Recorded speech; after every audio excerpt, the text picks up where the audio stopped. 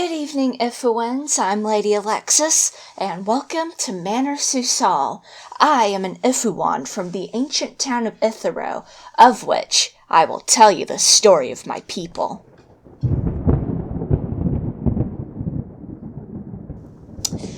Do you love tone punk as much as I do? Of course you do. But do you know how this music genre came about? It was created by accident by one of the most popular Iphuanesses in Ithoro. Tonight's story is about Zorsill Lynro, who is revolutionary in more ways than one. Her passion brought about change in fashion, music, and government. So enjoy and stay tuned for a musical treat. Zorsill grew up in the upper-class Ornil family at the center of Ithoro. But she easily became bored with the social customs and strict rules that came with high society.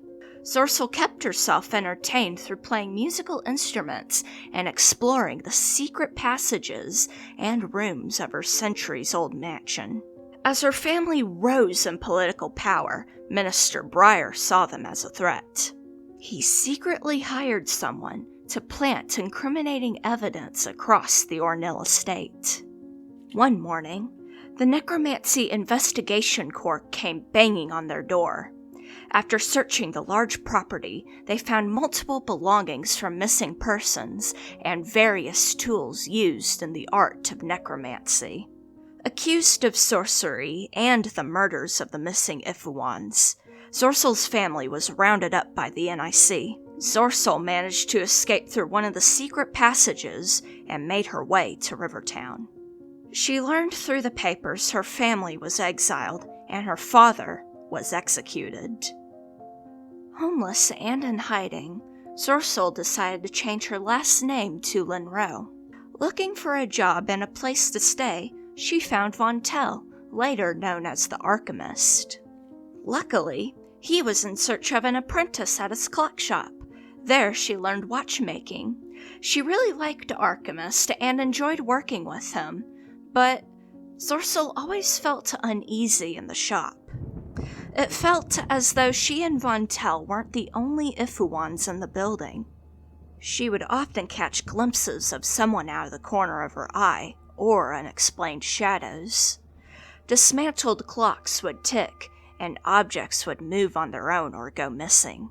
One night, Zorsill was cleaning the shelves when a bottle of acid shot across the room, barely missing her. Zorsill asked Alchemist about it. He answered, "Oh, that's just Squabbertail, don't worry about it. She's just jealous."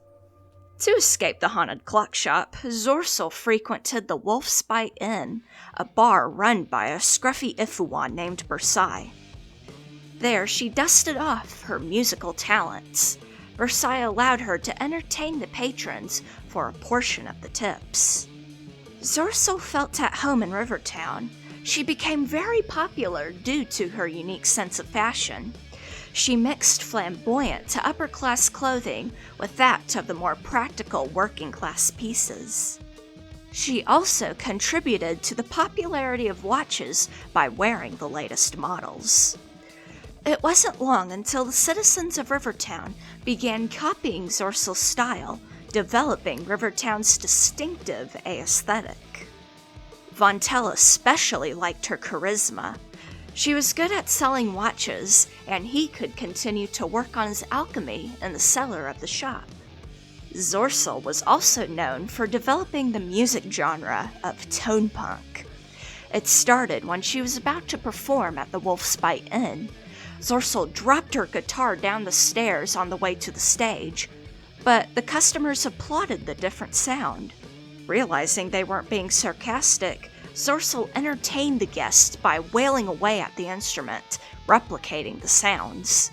The audience was enthralled. The sound was so different than the same old stuffy music that had been recycled over the centuries. Tone punk later would include various instruments such as the theremin. Seizing the opportunity, Versailles put out an advertising campaign and raised his prices. Zorsill received a percentage of the profits. And now, A musical interlude by Lady Alexis.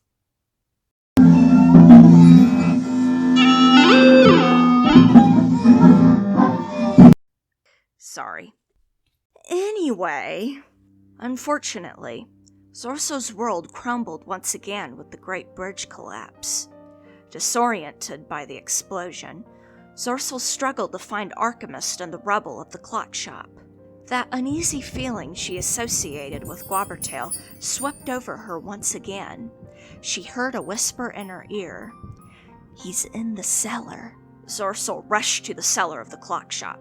After digging through debris and broken lab equipment, she found alchemists but badly wounded. Her quick actions with the help of Gwobbertail saved his life. With Rivertown destroyed and nowhere else to go, Zorsill decided to stay on the bridge, as did many other victims of the bridge collapse. When Minister Briar began imprisoning the townsfolk of Rivertown, Zorsill raised a militia to stave off the government's crackdown and unjust imprisonments. She aspired to gain enough power to overthrow Minister Briar and establish a new form of government free of corruption. When Asgar Qualtoris became the new minister through a coup, the persecution of the river townsfolk slowed greatly. Zorsill then set her sights on rebuilding Rivertown, but funds were needed and there was no income. The bridge became a magnet for criminals. Gangs began cropping up and terrorizing the citizens. This drove away the remaining townsfolk, who eventually sought housing and employment elsewhere. To survive, Zorsill recruited some of the tougher gang members to drive away the rival gangs. She managed to take almost full control of Rivertown, but only after a long, bloody gang war.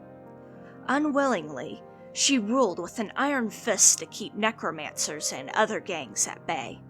Despite this, she always provided for and helped those looking for asylum. Eventually, many in Ithoro referred to the ruined bridge as Zorsill's Bridge, and I guess you could say Zorsill's revolutionary style of music was revolting. It's an acquired taste. Feel free to come visit me any time at Manor Sous-sol. I would love to share more stories with you. And remember, Iphuans, always be yourself.